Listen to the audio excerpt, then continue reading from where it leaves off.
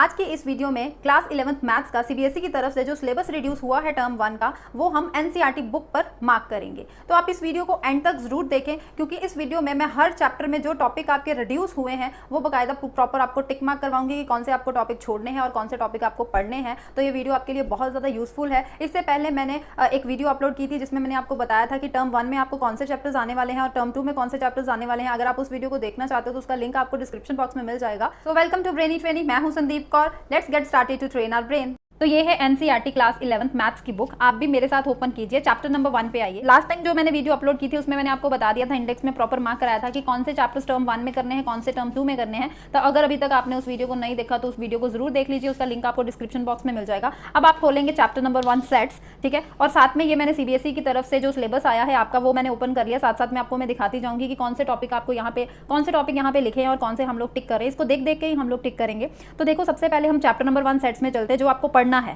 Sets and representations, empty set, finite, infinite, equal, subset, subset of real number, specially intervals तक with notation, power set, universal, Venn diagrams, union and intersection of set. सिर्फ आपको इतना ही पढ़ना है। तो इसमें हम अब देखेंगे, टिक मार्क लगाएंगे कि कौन कौन से टॉपिक्स। अब देखो, ये आपको करना है सेट्स एंड देयर रिप्रेजेंटेशन। तो इसकी सारी एग्जांपल्स करनी है। जो चीज़ नहीं करनी मैं आपको सिर्फ वो क्रॉस लगाऊंगी। तो 1.1 आपको पूरी करनी है, इसमें कुछ नहीं छोड़ना। उसके बाद एम्प्टी सेट, ये finite, infinite sets, equal sets, ये सब कुछ आपको करना है। इसका मतलब ये हो गया कि 1.2 भी आपको पूरी की पूरी पढ़नी है। उसके बाद सबसेट्स टॉपिक आता है, ये इंटरवल है, सबसेट्स ऑफ आर, ये सब कुछ आपको करना है। इसका मतलब एक्सरसाइज 1.3 पे भी टिक लगा लें। वेन डायग्राम्स भी आपको पढ़ना है। उसके बाद ऑपरेशन ऑन सेट्स आपको करना है जिसमें यूनियन और इंटरसेक्शन आता है। तो यहाँ पे आपको क्या छोड़ना है, देखो सिलेबस में कहीं भी डिफरेंस ऑफ सेट्स नहीं लिखा है ना। आप देख सकते हो ये सिलेबस, कहीं भी डिफरेंस ऑफ सेट्स नहीं लिखा। तो आप इस पे क्रॉस लगा दो। तो अगर डिफरेंस ऑफ सेट्स नहीं करना तो इसके रिलेटेड बेटा जितनी भी एग्जांपल्स हैं, 18 एग्जांपल क्रॉस लगा दो। पेज नंबर 17 है ये, ठीक है। एग्जांपल 19 पे क्रॉस लगा दो। लेकिन आपको ये एक्सरसाइज 1.4 करनी है, लेकिन इसमें 1.4 में जो क्वेश्चंस डिफरेंस ऑफ सेट्स के रिलेटेड है सिर्फ आपको वो क्वेश्चंस छोड़ने हैं।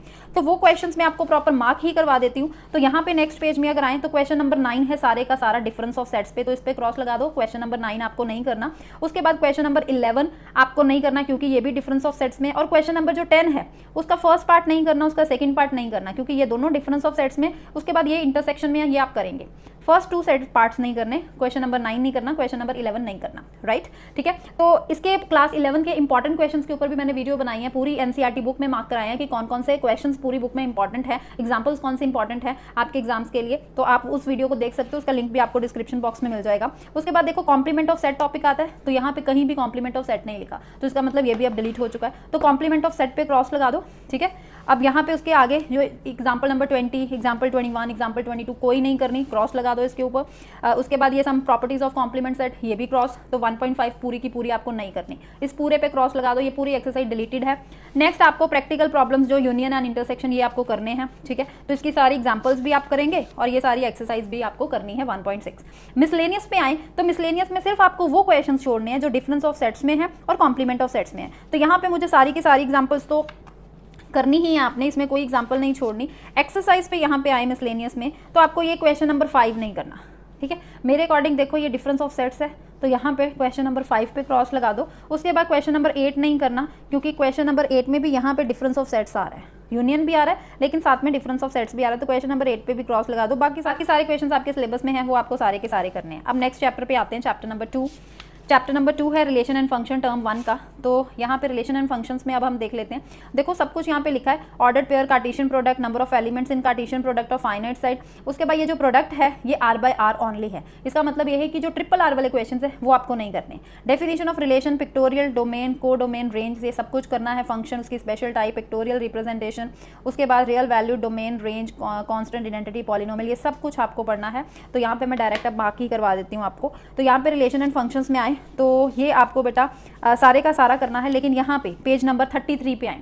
पेज नंबर 33 जैसे मैंने आपको बताया ट्रिपल R वाले क्वेश्चन नहीं करने, तो ये एग्जांपल डिलीट है। Example number 4, example number 5 delete है, इसको क्रॉस लगा दो। 2.1 एक्सरसाइज में आए तो यहाँ पे सिर्फ एक ही क्वेश्चन है, ट्रिपल A ये वाला। तो क्वेश्चन नंबर 5, क्वेश्चन नंबर 5 पे क्रॉस लगा दे।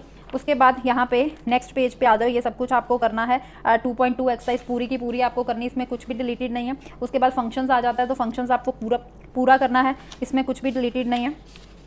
आगे आ जाओ, आगे यहाँ पे आए अलजेब्रा ऑफ रियल फंक्शंस। अब देखो, यहाँ पे मैंने जब सारा सिलेबस अच्छे से आपका पढ़ा, कहीं भी अलजेब्रा ऑफ रियल फंक्शंस लिखा ही नहीं है। इसका मतलब ये चीज़ आपको नहीं करनी। अलजेब्रा ऑफ रियल फंक्शंस में यहाँ पे एक तो एडिशन ऑफ रियल फंक्शंस आता है, सब्ट्रैक्शन, मल्टीप्लिकेशन, क्वेश्चन, ये सब कुछ क्रॉस है, इस पर बिल्कुल ध्यान नहीं देना आपको। ये कहाँ पे है? पेज नंबर 42, एनसीईआरटी बुक का पेज नंबर 42 है बेटा, ठीक है। यहाँ पे क्रॉस लगा दो, ये चीज़ें आपको नहीं करनी। तो अगर ये सब कुछ आपको डिलीट है तो इसका मतलब एग्जाम्पल 16 नहीं करेंगे आप, एग्जाम्पल 17 भी नहीं करेंगे। पेज नंबर 43 है एनसीईआरटी बुक का।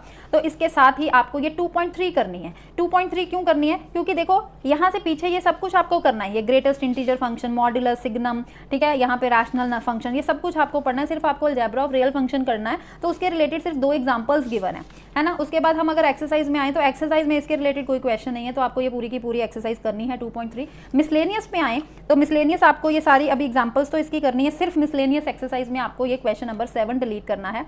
ये सिलेबस में नहीं है, क्योंकि ये कहाँ पे है? ये देखो, ये सम, ये हमारे पास सब्ट्रैक्शन और ये क्वेश्चन वाला जो अभी चीज़ हमने यहाँ पे डिलीट करी है, ठीक है, एडिशन वाली, ये मल्टीप्लिकेशन वाली, सब्ट्रैक्शन वाली, क्वेश्चन वाली। तो ये क्वेश्चन इसके रिलेटेड है, क्वेश्चन नंबर 7, तो आपको इस पे क्रॉस लगाना है। ये क्वेश्चन आपको नहीं करना। ये क्वेश्चन नंबर 7 है, page number 46 page number 46 NCERT book का, ठीक है। बाकी आपको सब कुछ पढ़ना है इसमें।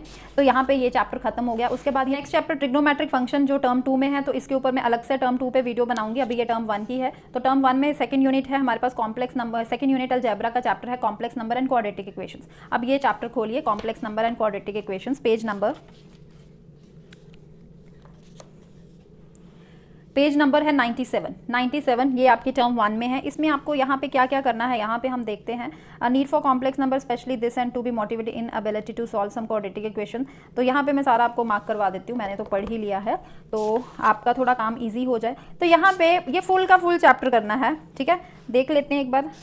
पोलर, हाँ, इसमें पोलर फॉर्म्स आपको नहीं करनी, इसमें आपको पोलर फॉर्म्स नहीं करनी। ये पूरी की पूरी 5.1 आप करेंगे, इसमें कुछ भी डिलीटेड नहीं है, ठीक है। उसके बाद आगे हम जाएं, ये Argand plane and polar representation, ये आपको करना है। लेकिन इसमें ये जो पोलर रिप्रेजेंटेशन है यहाँ पे क्रॉस लगाएंगे, ये यहाँ पे क्रॉस लगा दें। तो इसके रिलेटेड ये एग्जाम्पल 7 नहीं करनी, इसके रिलेटेड आपको एग्जाम्पल 8 नहीं करनी, क्योंकि ये पोलर रिप्रेजेंटेशन पे है, पोलर फॉर्म में जिसको हम लोग कन्वर्ट करते हैं। तो एक्सरसाइज 5.2 में आए तो सिर्फ क्वेश्चन 1 और 2 करना है, ठीक है। बाकी ये 3, 4, 5, 6, 7, 8 ये सारे पोलर फॉर्म में कन्वर्ट करने हैं, तो ये सारे के सारे डिलीटेड है। सिर्फ आपको क्वेश्चन 1 और 2 करना है, सारी बाकी एक्सरसाइज डिलीट है। तो उसके बाद क्वाड्रेटिक इक्वेशंस, ये तो आपका पुराना ही टॉपिक है, तो ये आप करोगे। मिसलेनियस में हमें वो क्वेश्चंस नहीं करने जो पोलर फॉर्म में हैं।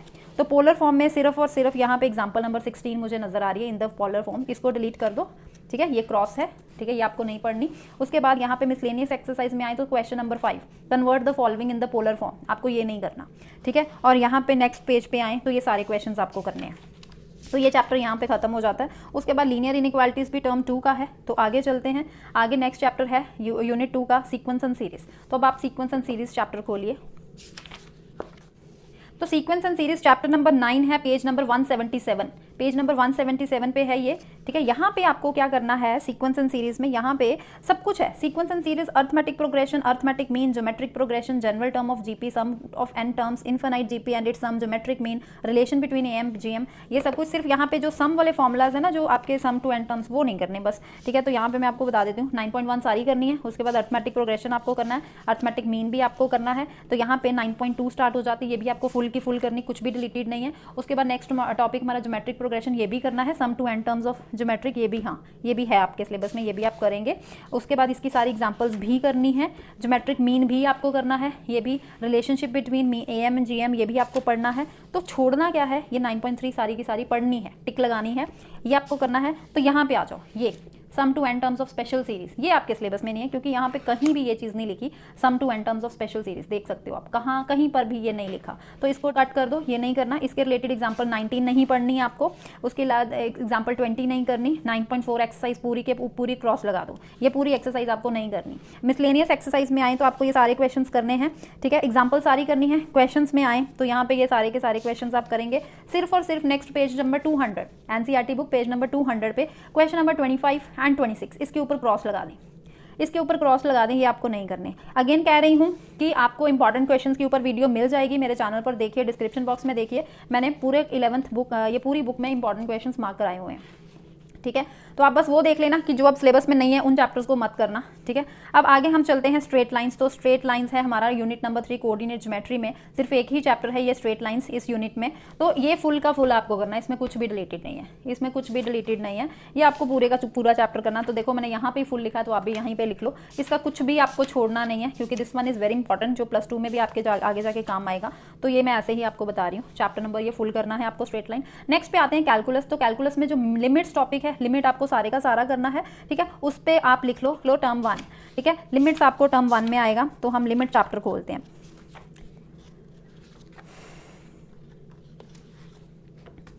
ये देखें chapter number 13 limits and derivatives, मैंने यहाँ लिखा हुआ टर्म 1 एंड डेरिवेटिव्स टर्म 2 के।